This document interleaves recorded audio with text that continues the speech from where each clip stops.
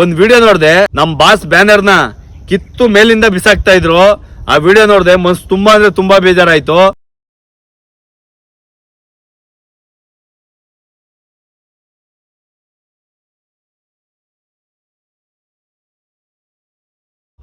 Banner ಕಟ್ಟೋದು ಗೊತ್ತು, banner ಇಳ್ಸೋದು ಗೊತ್ತು ನಮ್ಗೆ.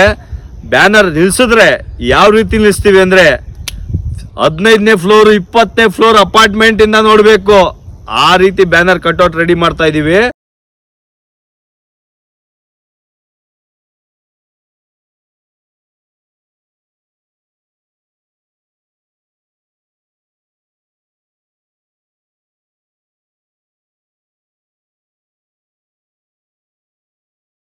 ನೋಡೋದ್ರಲ್ಲ, ಇದು ನಮ್ ಬಾಸ್ ಪವರ್ ಅಂದ್ರೆ.